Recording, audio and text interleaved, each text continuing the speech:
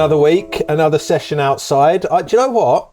I can get used to this whole summer situation. No, it's nice. And I'm glad you got the blue memo as well. You know, for those that are just listening and not watching, we're both basically in the same colour right now. Although you've got a bit of yellow going on as well. I have. Nice. Yeah. Very vibrant, very summery. Thanks. How's your week been? Just fan stuff, really. Oh, we've got a van update. This is what people live for here. Come on. It's still stuck on the drive. That's not an update. It's been stuck on the drive for how long? About too long. But I have managed to do bits and pieces inside. Put some other lights on. Did I see you've done some tiling? No, I'm going to do some. It's not real tiling, it's stick-on ones. Yeah, but still, that's pretty impressive. Yeah, I'm trying to finish the kitchen off. So it's nearly done. You've got, at the moment, shower's done. Shower's done. Bedroom area's done. So all the electrics, everything's done. All the electrics are done. So what's the biggest problem with the van called Lottie now? Doesn't move. That's quite an issue. Yeah, the battery keeps dying. I'm just trying to pinpoint what it is. So does it start and then it cuts out, or it just won't even start? It just won't start. But that's not an issue you've had before because you've driven it before. Yeah. I think I'm getting there. But well, I mean, if you're joining for the first time, welcome to Keep It Grief, proudly supported by the Estate Registry. This is a big thing that's been running for the past, what we are now, episode 15, where, I mean, you explain really what you're doing with the van. Well, so when Lottie died, I had to sort of make some decisions in life about where I was going to live. And I've always fancied the idea of living in a van. And you're getting closer. I am getting closer. But you're also not off your parents' drive yet. I'm getting closer with the build. But yeah, the actual... So is there anyone that can help you? Like, say someone listens to this right now, who can come and help you? Well, I just need like someone who knows there's electrics and stuff. I think I am getting there. I'm going to take it to the garage this week, I think. I'm nearly... Yeah. If there's anyone near Sussex that can come and help, that knows their car electrics, come and help a man out. We can then do a tour in the van called Lottie for the podcast. Just to clarify, it's nothing I've done with the electrics. They're all working fine. Yeah, putting that out there, disclaimer. Apologies as well, by the way. If you can hear a faint humming, we're in the pub. And again, 2 weeks in a row, they've decided that they're jet washing. So, very clean pub, clearly. But yeah, I was in Disney this week. Oh, yeah. Went off to France. Bonjour, ça va? Yeah, I mean, we can say that. I got told off once for that. Do you know that? What? I was in France. So I did French A-level, and I used to be able to quite fluently converse. Can't anymore because you don't use it, you lose it. But anyway, I went into France and I was with Lucy, and I was in Paris trying to show off. And I went into the shop and I was like, "Comment ça va?" And I got the biggest telling off. Why? From a French lady. We were in the posh quarter of France, and it's very informal to say to someone, "Comment ça va?"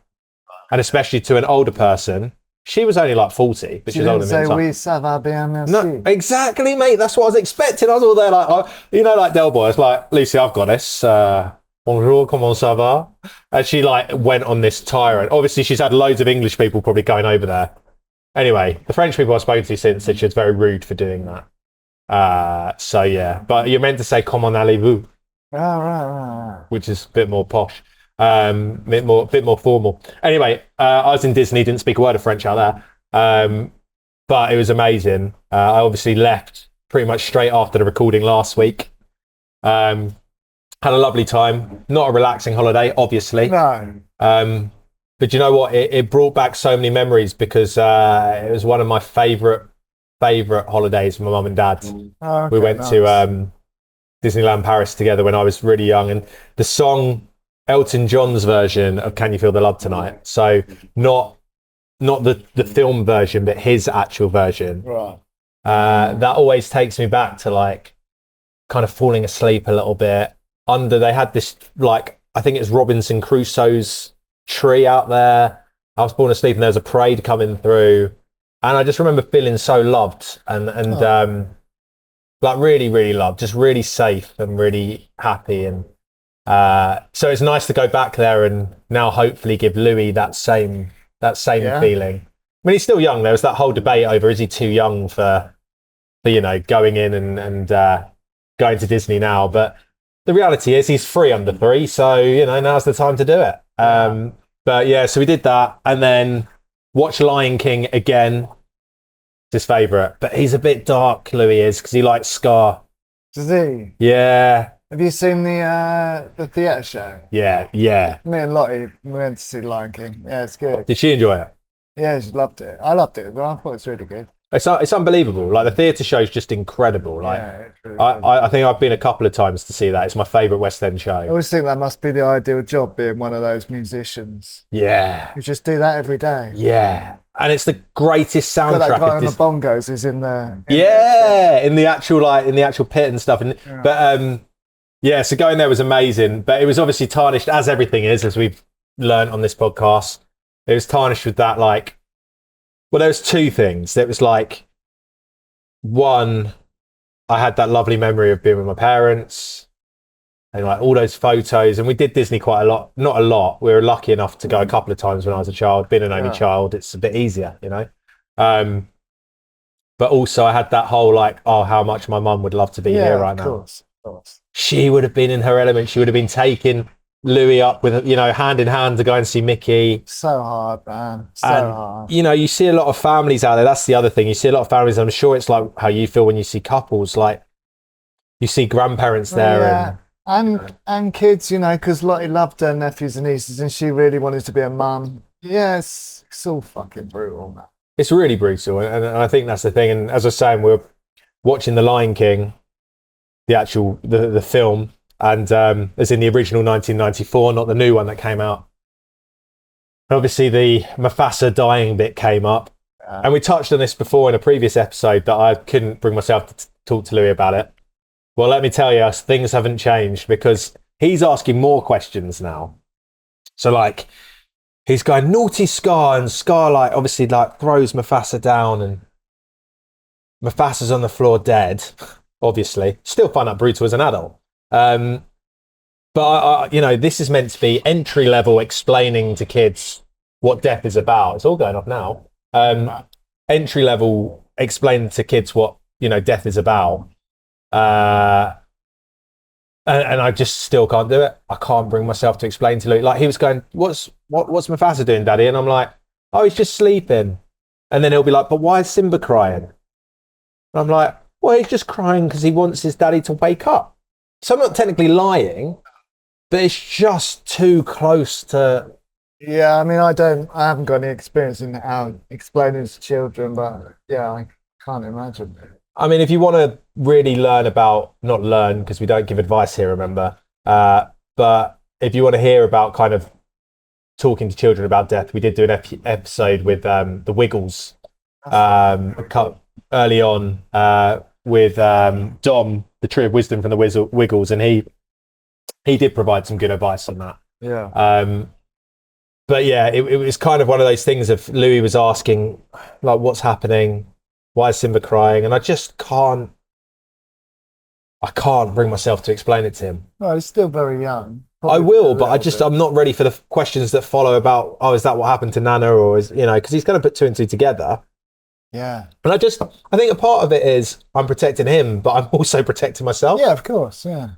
Because a part of me is like, well, we don't really know what's up. we don't know ourselves. No, exactly. Yeah. I don't know. It's not here, but yeah. But it's just one of those things where I'm like, a 2-year-old shouldn't have to know what death is yet. No. And I know there's so many people out there, you may be listening yourself, where you've got children of your own and they definitely shouldn't know that your partner's passed away or whatever. But it is a reality of life. And I do need to explain it to him, but I can't bring myself. And actually, there's an email that I want to read out to you soon. I've got one as well. Oh, go on, do yours. Yeah, no, do yours.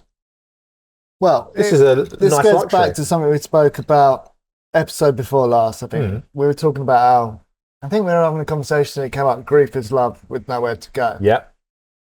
And I'm friends with someone on Facebook. She's called Rachel Hart Phillips. She runs something called the Afterglow. She's like a grief. Yes, I've seen her on Instagram. Yeah. Yep. Lovely. She lost her husband and her parents. She's been through loads of grief. And she just came up with another perspective on it. She said that grief is love with nowhere to go has never quite sat right with me. Not because it isn't said with care and compassion. It is. but because it suggests that once someone is gone, your love is just stuck, homeless, with nowhere left to land. And in my experience, that couldn't be further from the truth. After losing my dad, my mum, and my first husband, some of the biggest waves of love I've ever felt came after they died. Not in spite of the grief, because of it. Love doesn't lose its home when someone dies, it just finds a new way to live there. In the people still here, in yourself, in strangers you help without thinking, in the small moments you notice more fiercely now, because you know how quickly they can become memories you wish you could have back. Wow. Wow, that's amazing. Yeah. What a great perspective as well, because I think that's what people struggle with a lot, is that when that person goes, your love's redundant. Your love's not something that's, it's not something that's relevant anymore, like she says. And I think that's what people fear most, but actually your love's probably stronger than it's ever been because you can't reach out to them anymore. Exactly that. I mean, I don't know if you found that. I mean, you said it a couple of weeks ago, actually, that you think that you've become a better person. I know I've become a better person, but yeah. Grief changes you, doesn't it? It does. Changes your perspective on life. I was always a bit of a glass half full. I am now because of what's been given to me. Naturally, yeah. But yeah, like I try and appreciate the simple things now, which I just, I feel there's a lot of guilt that comes with that because I wish Lottie had seen that. So I just moaned all the time. But I think it goes back to what we were saying last week about, being honest and being open about stuff. And, you are very good at even feeling that guilt, is I was watching, it's my favourite, and I want to share this clip today, actually. It's my favourite TV show, Only Fools and Horses. Good one. And there was a scene in it that I really identify with now. And it's kind of the opposite of what you were saying. You were saying that, you have that guilt and you accept it. Whereas I'm very guilty of, and I touched on this last week, of just, everyone's like, how you doing? You never say I'm all right. Well, I say I'm all right, but I always sort of caveat it. Try. Whereas I like to, I'm not comfortable with it. I guess I like to make sure that everyone else is okay too. Yeah. And in that sense, I'm always like, how I was before, I'm all right. And there's this scene that I want you to watch here. I'm bringing the feel good. I'm turning up the feel good. Yeah. There's this scene that I want you to watch here from Only Fools and Horses, and I really identify with it. It was Granddad! How could you get over it so easily? Get over it? What a plonker you really are, Rodney. Get over it? I ain't even started yet. I ain't even started, bruv. And do you know why? Because I don't know how to. That's why. Survived all my life with a smile and a prayer. I'm Del Boy, ain't I? Good old Del Boy. He's got more bounce than Zebedee. Here, pal, what you drinking? Go on. Hello, darling. You have one for luck. That's me. That's Del Boy, innit? Nothing ever upsets Del Boy. I've always played the tough guy. I didn't want to, but I had to. And I've played it for so long now, I don't know how to be anything else. And I think that, for me, is like... I remember that clip. That, for me, is something that I can identify with. And I don't know, I see it and I'm like, oh, it gets to me more now than... I mean, they've got some on TikTok that play that, and they play some really sad music over it, which doesn't help. But I just identify with that, because I was like, not the tough guy bit. I'm not the tough guy. But it's that whole, I'm Zebedee, Yeah. And I think actually... Jonny and Neil. Yeah, it's all good. Exactly, I'm all right. And I just thought, actually... But that's what how many people in life are going through like that? Lying to themselves and lying to everyone else and being like... And I don't do that. And I am fine because she'd want me to be fine. Yeah. But I do think that is something... Not, though, are you? No, exactly. I'm fine, but I'm not fine. I could be better. I'm not fine with it. I'm not fine with it. No chance. But I have no choice but to carry on going. It's what she would want. But I just think when I saw that, I was like, how many people are on a train or on a bus you encounter in the shops and you ask them how they are and they're fine? I think this sort of... But they're not. Going through something like we've been through, it does give you empathy. And I do look around now and I think even when someone's being a bit of a dick, you just think, well, you don't know what's happening What they're going in their through. life. It doesn't excuse it, but it explains a lot of it. Yeah, you're right. I mean, it's just accepting that everyone has their own struggle in life, I think, and you don't know what's going on behind. Yeah, well, I closed think that curtains. with social media, it's not always helpful. You know, obviously people are being their best selves on social media. Most of it's nonsense, but it's good. I think it's, and I'm not laying shade on anyone in particular, but there's a lot of people in the Go on, grief, just call me out. in the grief sphere. There's a lot of sort of toxic positivity now. Oh yeah, everything's great. That was one of the main things you said to me Does before we my head. started this podcast. I You're don't like- want it to be another one of those. No. You like, I don't want it to be all positive. Everything's fine now. It's all good. And I was like, well, it won't be. It'll be real. And I Yeah. hope that that's the case, that we haven't been like, oh, everything's all right. Quite the opposite. It's I just just about, don't want to see, not being all, I don't want to see people that are grieving doing TikTok dances and stuff, and you know, pretending everything's groovy. well, that cancels what we're going to do after this episode then. No, I get doesn't it. sit right with me. But do you know what? Talking about social media and TikTok, I wanted to bring this up because this has come up a lot on my socials lately. There's this trend at the moment where, and I'm guessing, well, it's obviously AI, but basically they mimic a situation. Say you're sat here in this pub right now. I take a photo. Yeah, You then get a photo of Lottie, right. and she'll come in off the camera and give you a hug. And it's like this: if I had one more chance. Yeah, we spoke about it, that AI thing before. Exactly. So I'm not going to get into the whole no, what we no. think about AI and stuff like that, No, no. because we've been there, We done did that, that, worn the t-shirt. But what I did want to ask you, Yeah, because this is what it kind of got me thinking this week with me being at Disney, and you know, what would my mum be thinking while we're in Disney? With grief, there's a lot of this what would, yeah, imagining the future that's no longer there. There's a lot of that in grieving, I think. And yeah. so with these photos and videos, we may not agree with them, but if Lottie came to you right now, pretend I wasn't here, Yeah. what would the first thing be that you said to her? Yeah, I just ask her if she's all right. That's all I want to know. Yeah. That's it, really. I just want to know that she's all right. I don't think if it was me, I don't think I'd even be able to get words out. No, obviously, I wouldn't just say, "Oh, you're all right." Where you been? You all right? But I'm desperate to know that she's all right, wherever she is. Have you ever thought about going to A a... medium. I thought about it. I'm not. Do you know what? Maybe we should do it together. Bring Maybe. Lawrence along. But the thing is, I'm big on we'd have to do it on an alias, Yeah, because especially now with this podcast, we've basically Yeah. shared all the beans. They'll have a whole load that they can tell us and make Yeah, it sound, you know. yeah. Because I just- do think there are legitimate. There's a lot of shysters out there. It'd have to be like. you'd have to do your research, but I would love to get a medium on and just not on this, but we go to it and then we ask him to film Yeah, it. I mean, I do believe in all that. Yeah, so I just want to know if she's all right. So that's what I'd say. I'd say, You're right. "Are you all right?" 'Cause And she I'm- wouldn't want 'cause anything I'm else. not. Yeah. No, totally. I don't know. It's a conversation that I played over and over again in my head. Yeah. Like, what would I say to my mum? I think I'd just hug her, Yeah, of course. and I don't think I'd ever let go, ever. I couldn't. And you know, it's those things as well on social media where it's like, who's the first person that you'd run to when you die? There's no question for either of us, I think. And, Yeah. sorry, Nan, you've been budged down the list. It's my mum now, Yeah. but I think, you know, I'd give her a hug and I'd just say, "Am I doing you proud?" And Yeah, I think, yeah. I'd ask if she was cool with what were you doing? what I've been doing, yeah.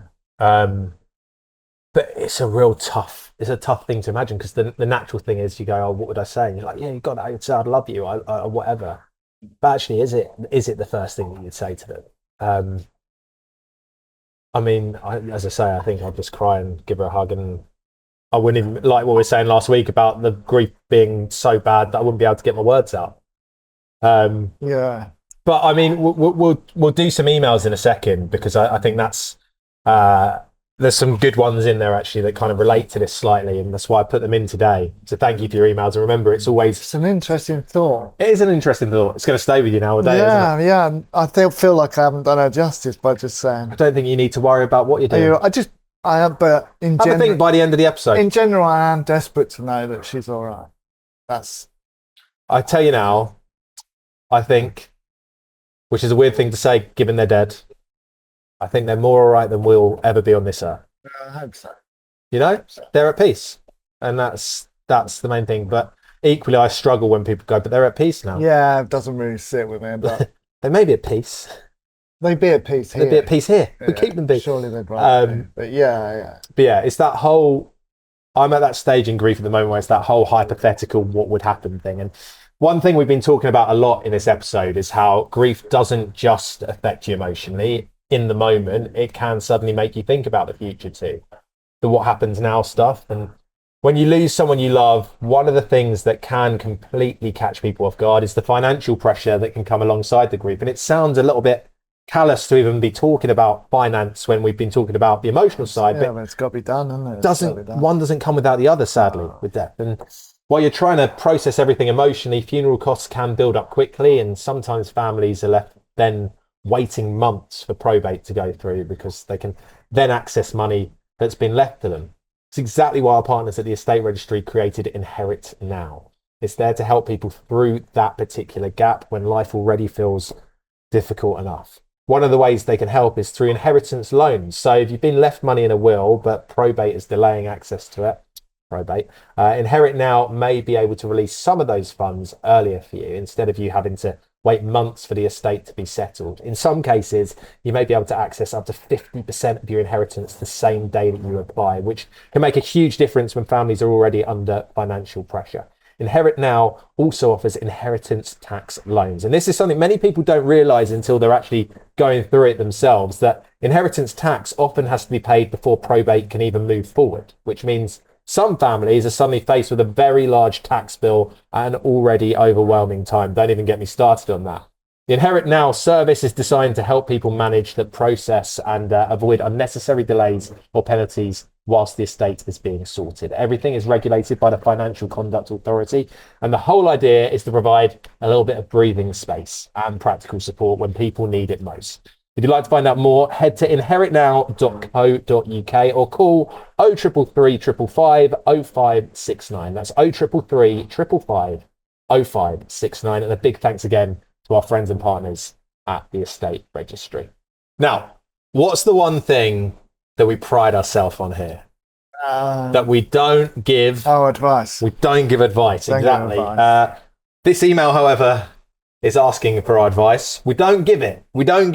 Don't give advice. But this one I thought was so different that I had to include it today, especially because it's kind of in relation to what we've been talking about in a way. I'll explain why. This is from Davey. Now, Davey has a bit of a different job, but something that's probably quite relevant to this podcast. Any guesses? Oh my God. I think the light's fallen on our head. That was a sign. This is what Davey says. Hi, guys. What does he do? You didn't tell us what he did. Oh, you'll find out. Hi, guys. I've been struggling over the past few months in my career. Right. It's a bit of a strange one, but would love some advice or an insight from you. We don't do advice. I'm a funeral director. Oh, wow. I see grief every single day. However, it's not grief. I've been lucky enough to never have lost anybody very close to me yet in life. However, I'm finding myself sat at the back of a funeral and really struggling to listen to other families' tributes to one another and finding I'm putting myself in their shoes and thinking about my own family. It's affecting me regularly when I then get home, as if I'm grieving without loss. Are there any techniques or advice you could lend me with regards to being able to detach myself from this feeling or to leave my work at work? I can give more details if you need. Thank you, Davey. I think that's detailed enough, but it's a difficult one, isn't it? It's really difficult because we have lost.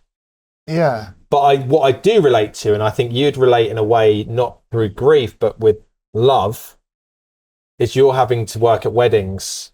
Yeah.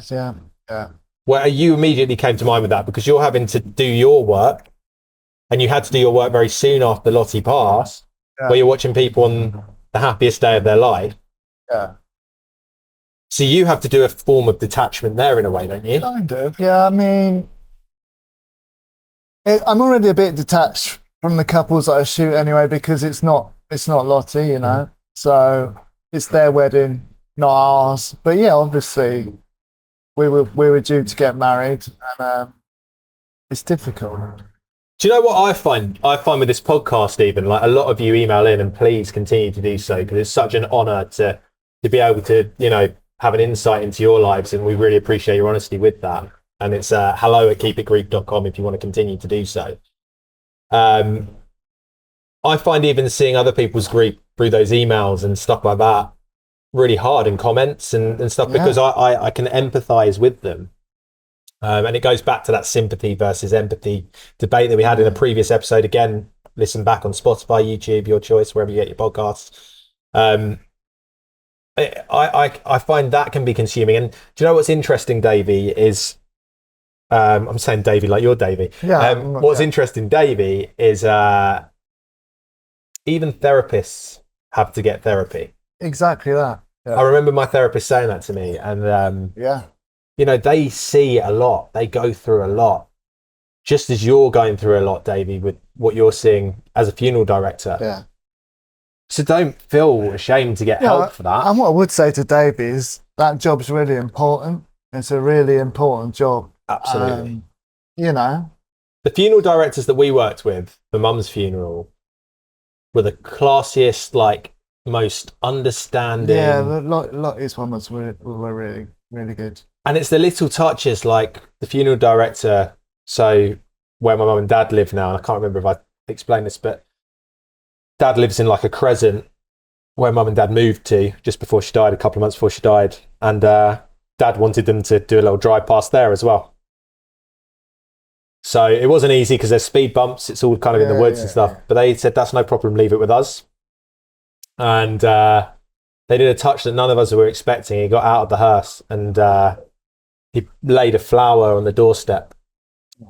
And it made us all bawl our eyes out. It's making me go now.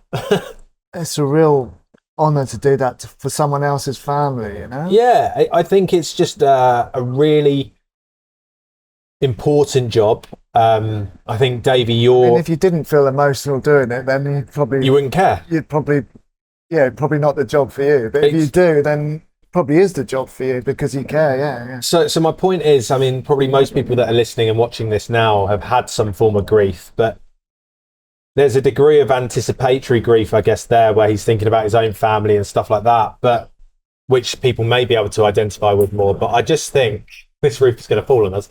I just think that actually it's okay to feel that way. Yeah, that's it. We always say that. It's okay to be not okay about stuff. Just feel what you feel. And don't question it, Davey. And also just thank you for everything that you're doing. Yeah, it's better to be in a job like that makes you feel emotional than sitting in a job that makes you feel nothing. Sure. Yeah. And also, like I said, therapists need therapy. So you're in a job that also is surrounded by grief. So go and get that therapy. Talk to someone about what you're going through because it's very heavy. Yeah. But remember, that's a good word for it. It's heavy. Yeah. It's heavy, but remember, we don't give advice. We don't. That's just our 2 Ps. But we just did. But I'm going to do one more thing that's less about the emotional absorption, and that is something a little bit lighter. This is from Emily. It says, "Hi, Jonny and Neil. After losing my granddad last year, I started noticing how many films and TV shows quietly deal with grief. Before, I never really paid attention to it. Now, even children films hit differently. I watched Coco with my daughter recently and ended up crying more than she did. It's strange how grief changes the way you see everything." Goes back to what we were saying right at the beginning about The Lion King. Yeah. That's filled with grief. Yeah. It goes back to the Del Boy clip we played, The Only Fools and Horses. Grief is life. Yeah. Fortunately, it's not portrayed brilliantly in something like soap operas. Soap operas. They'll grieve for a bit, for about 2 weeks. And then they'll never speak about that person ever again. It's so That's true. Not real. Because they're not getting paid. The actors are not getting paid. But this is real life. Grief is life. And, you know, TV and films are a depiction of life, whether they do it well or not. Yeah. So, yeah, it is everywhere. And I think it's much like when Mum first got cancer. And I said a couple of episodes back about that C word was everywhere when she first got it. When you're affected by grief, suddenly you notice it is everywhere.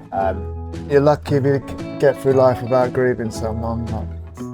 Well, we will see you next week. I'm going to wind up and say that we could have a whole different episode on grief next week because it is going to be post-Arsenal Champions League final. So I'll either be celebrating and very hungover or commiserating. But either way, we will see you next week. Thank you for watching. Thank you for listening. Please follow and subscribe. You can always email us as well at hello@keepitgrief.com. See you next week.